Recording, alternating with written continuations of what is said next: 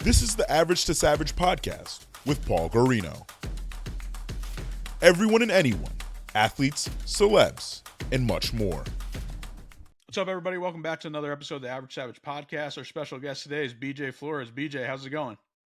Enjoying my coffee. Just got done watching my motivational morning videos, getting dialed in for the day, and excited about today and excited about the week. Yeah, for sure. Always bring that high energy. Let's just go back in time a little bit. I know you were a football player as well as a boxer. So tell me a little bit about how both of those mix and like how maybe each sport helped you out.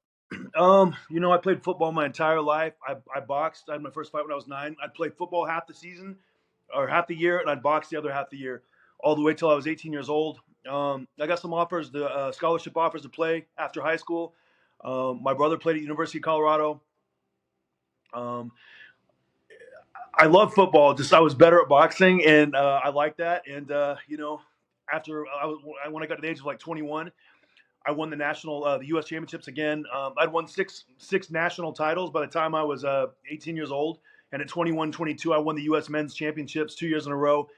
And the natural path was just to continue to go boxing. I didn't plan on being a professional boxer at all. I just kind of wanted to do it. And once I started representing the USA team and fighting against Canada or against like China and Korea and France and Germany, I was like, man, I really fell in love with it. And I started getting paid from USA Boxing to stay in shape. And I was like, man, this is a great way of life. I love it. I'm passionate about it. And that's kind of how it started. And football helped me for boxing because I was a receiver in football. So I'd work on being like really fast and explosive and physical with DBs because I was way bigger than them, be really physical with them. And then the boxing obviously helped me, in a ton of aspects, like, very, very motivated, very focused, had no problem, kicking myself in the ass and telling myself, look, we got to lock down. We got to do this. So it was great, man. It was beautiful. And I never planned on it to work out the way it did. Yeah, for sure. That's crazy. And what about there's always a debate of now kids growing up, focusing on one sport versus playing other sports.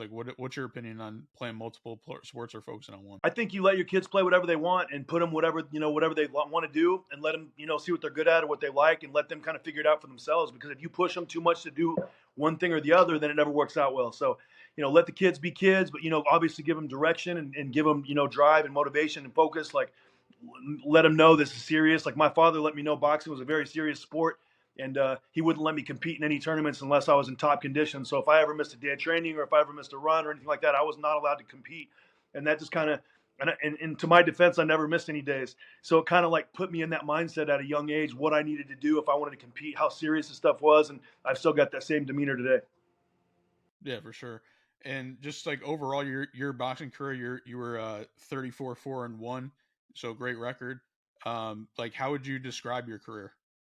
A little bit of a letdown, but I had a lot of great wins that people never talk about, and it's okay. Obviously 39 professional fights is a lot of fights, so it gave me a lot of experience. I got a lot of rounds. I was in a lot of world championship training camps.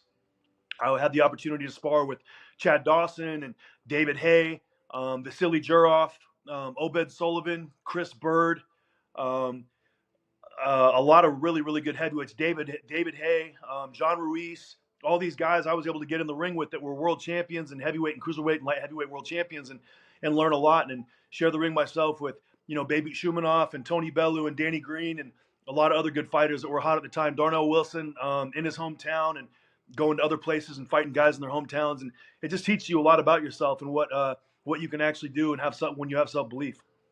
Yeah, definitely. And then, so your last fight was in 2018. I guess from there, what did you do afterwards, and then how did you get into start training people?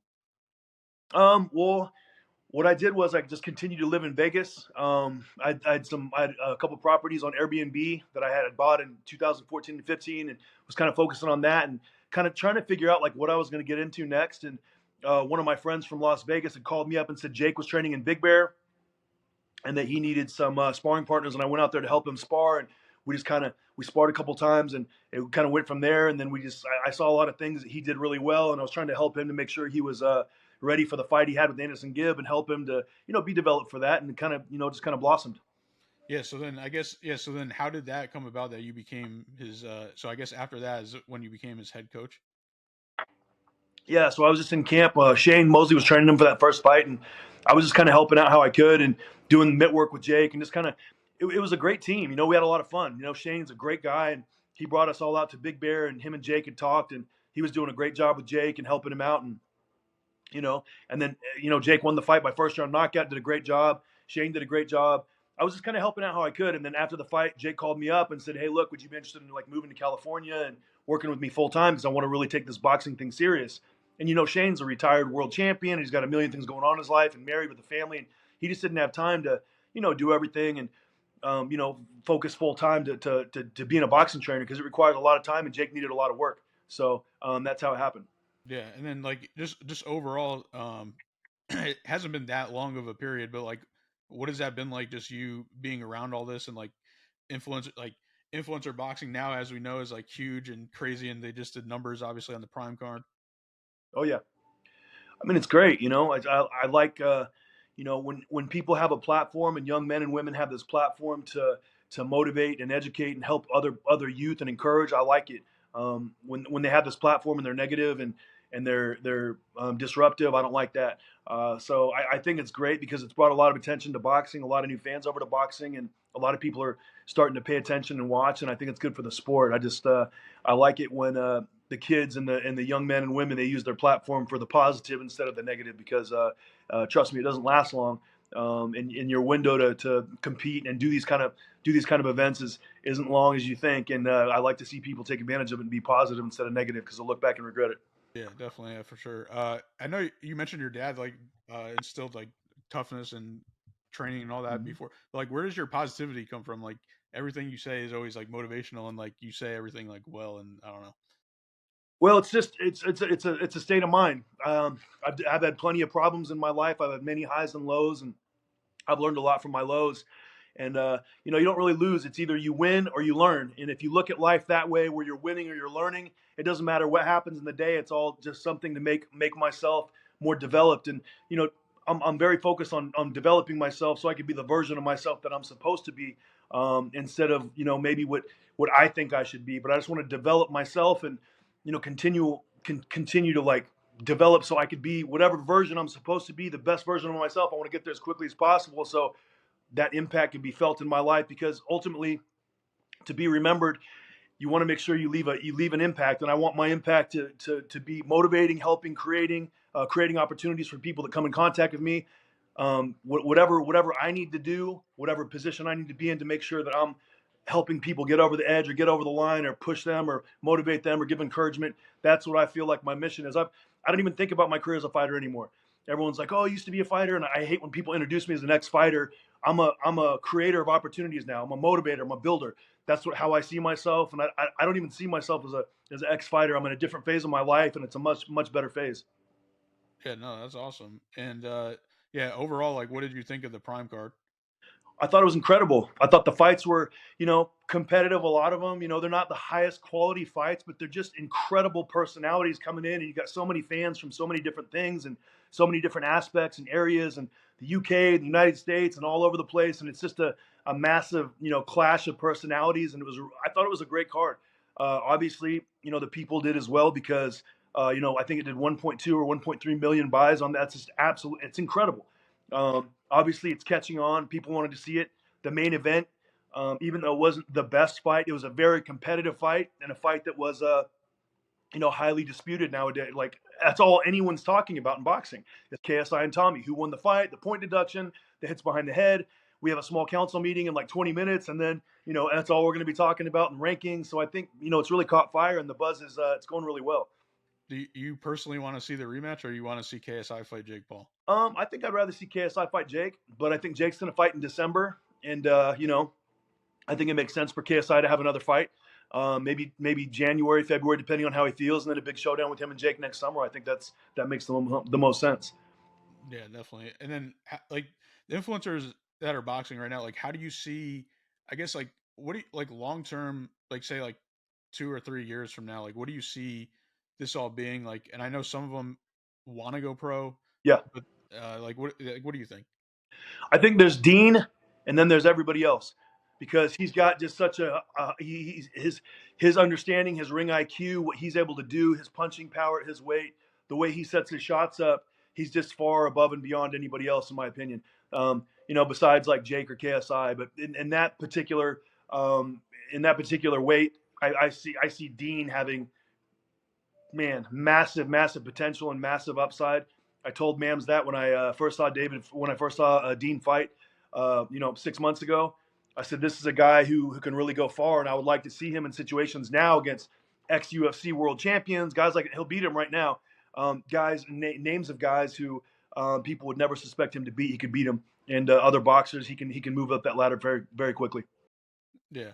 What about like traditional boxing? You know how like everyone gets started off and, you know, they're getting B-side guys, we'll just say. And like, how do you think like those guys would, like, say like a Salt Poppy or Slim, like how do you think they would do against those guys?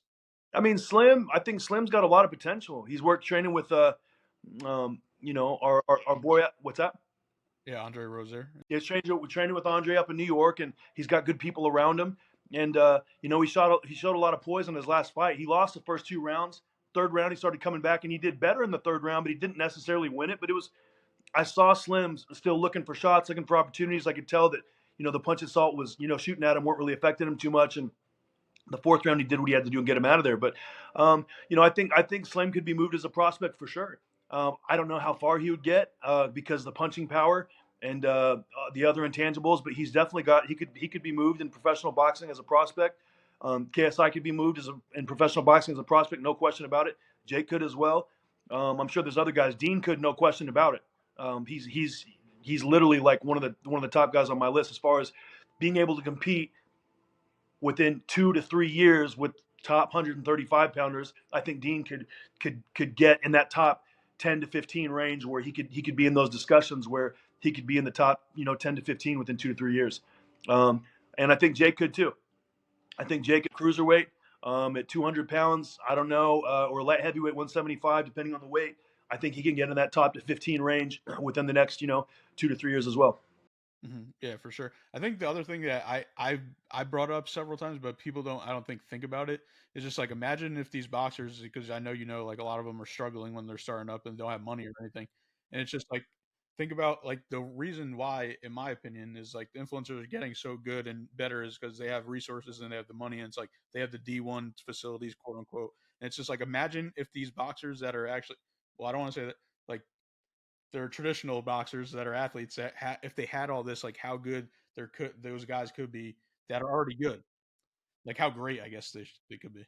Yeah, it's you know, it's a question that we'll never really be able to answer, but it's just part of it, you know. Like sometimes, like the Notre Dames and the Alabamas and the Georgias, they get, you know, better athletes, and those athletes have a better chance than the D2 schools and the, you know, the 1AA schools and the, you know, Central Missouris and the Northern Iowas. They just have a better chance, a better opportunity. So it's not necessarily fair, and I can't really say, you know, what would happen, but obviously when you have the, you know, a better opportunity, the opportunity gets bigger, and when the opportunity gets bigger, it gets more realistic.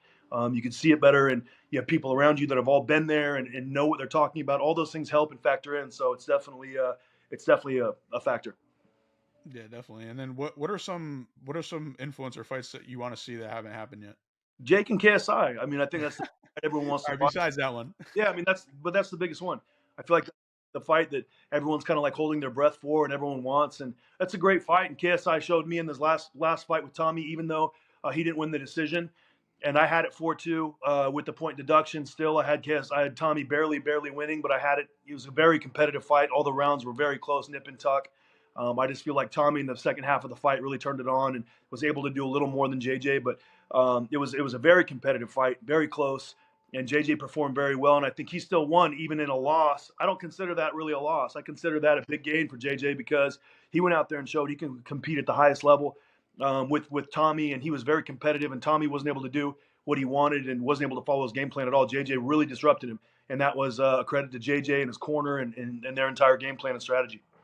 For sure. All right, what about, is there anyone that's not yet into the influencer boxing that you want to see? Yeah, I just signed Tristan Ham. He's a massive. He does like outdoor expeditions in Canada. He hunts grizzly bear. He does ice climbing. He does skydiving. He's an adrenaline junkie. The kid's absolutely nuts, but he's the nicest guy in the world. And he's coming into influencer boxing, and I'm really excited about it because there's some big opportunities for him very soon. for Tristan Ham, the kid that I just signed. Besides that, I can't really think of who else I'd want to have see come in. There's a lot of guys that always talk about coming in. I'd like to see Blueface come back. We talked to him about maybe fighting Salt or Slim in the future, and we're still kind of hoping we can work something out with that. And there's some other guys that Mams has mentioned before that would be exciting if they came in, but we don't have confirmation on that. I know you're also being a manager now, so tell me a little bit about that and how you got started. Are you still training guys too? No, I'm only managing now. So I got shot March 17th in Colombia in my leg, and I had about 3 months of rehab after that. And Jake was already training for his next fight, and after the Tommy fight where he lost the decision, he wanted to move some things around and make some changes. And I got shot. It was just really weird. The timing of everything was really weird, and it just kind of pushed me in the direction of signing fighters and managing fighters. And now I manage 205-pound world champion Lorenzo Hunt. I manage top middleweight prospect, bare knuckle prospect Jake Boswick, a kid who I've had in camp with Jake Paul a lot of times. I manage him as well. I manage Tristan Ham, an influencer coming in, going to make his debut early January. I manage a kid named Devontae Kirk, who's 6-0 at 5 knockouts, a 154-pounder that I manage. And that's it's a good roster of guys to have, and I'm excited to be involved in their careers. So I get to work on developing contracts and negotiating those and helping them get sponsorship deals and kind of navigating who they fight and how they rise up to the top. And I take a lot of pride in it. Yeah. Now, how is that like switch? You kind of went from like trainer to like businessman Yeah, now. it's great. I love it. This is always kind of the side of the business I wanted to get in, and I didn't really ever plan on training Jake. It just kind of worked out that way, and we just got along so well, and he was doing so well, and we kept rolling and rolling. And then the time came where it was time to make a switch, and I still talk to Jake, and we kind of still do some stuff together and talk, and but life is all about changes, and life's all about embracing those changes. And when those changes come, using what you learned before and taking that to use in your next chapter. And I learned a lot from Jake's manager, Nikisa Badarian, being around him, seeing how he moved and what he did. And there's a lot of good, almost like like a mentorship, or to sit back and watch him, how he moved and what he did. And it taught me a lot of insight about what I need to do moving forward. And obviously, I still got a lot to learn. Yeah. Yeah, no, that's awesome. Just like the transitions you're making, just like even us talking about like from football to boxing to being the boxer, being the trainer, now being the manager. So that's dope. And then the small council too as well. So how did that come about? And then I guess even just like how did you get into Misfits? I got into Misfits because Nisa or Calla Sauerland, a good buddy of mine for a lot of years, said, "Hey BJ, Mams Taylor asked me if he could have your phone number, and he wanted to give you a call and talk to you about something." I'm like, what's going on? He's like, "Oh, I'm going to let him tell you." And I'm like, "All right."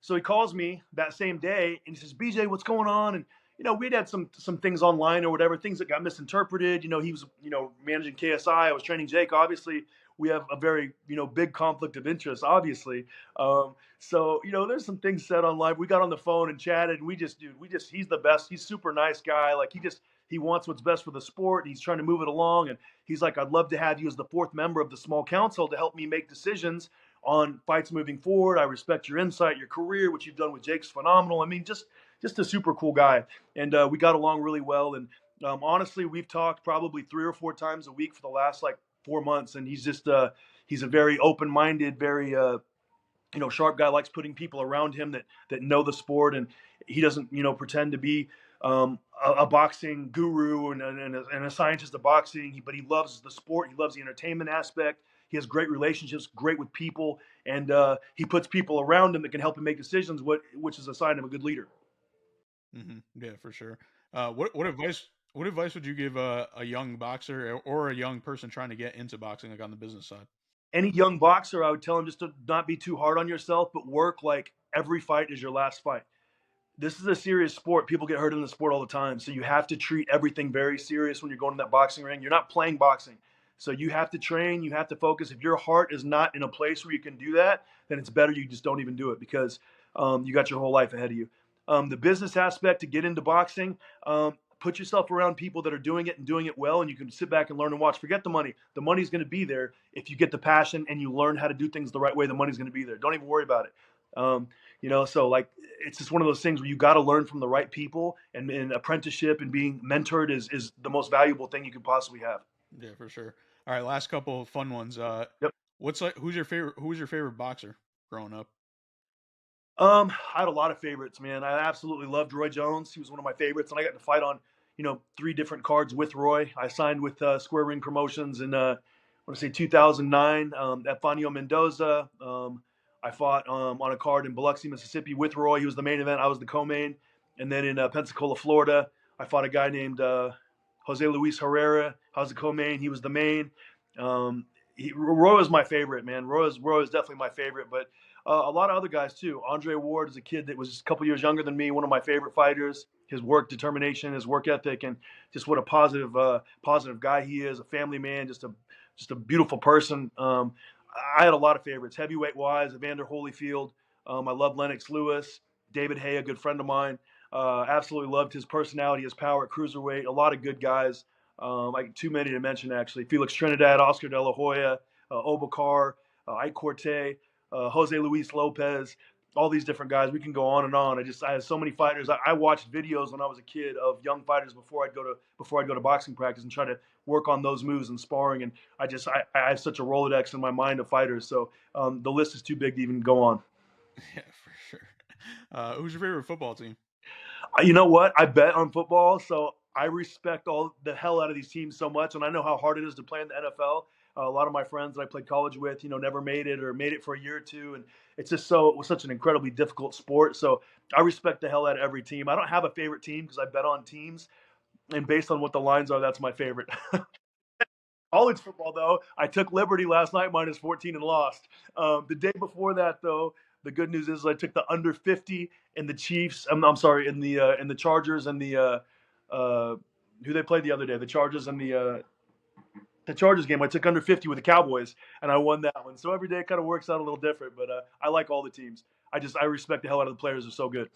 Gotcha. Last one. Who would be your dream matchup that never happened before? For me, I think the guy that I really wanted to fight that I never got to fight was Marco Huck when he was the IBF champion. That would have been a very tough fight. He was sturdy. He was strong. We were close to fighting a couple times. It never happened. It would have been a fun one, but I don't really think about it too much, honestly, anymore. And then obviously, I would have liked to get the Tony Bellew fight again in America, where things were a little different with all the low blows and the illegal shots. So that would have been something because of the way the first 2 rounds are going. But I don't really think about it too much anymore. I've moved on, and I'm in a much better place now. Yeah. All right, BJ. Well, I appreciate you coming on, and could you let the listeners know where they can follow you at? Yeah, man. BJ Flores Pro on Instagram. That's my IG. My Twitter is also BJ Flores Pro. You can follow me on either one of those and get advice, get what we're doing, what things are happening in the boxing world, in the celebrity boxing world, and what's going on with my fighters and my roster.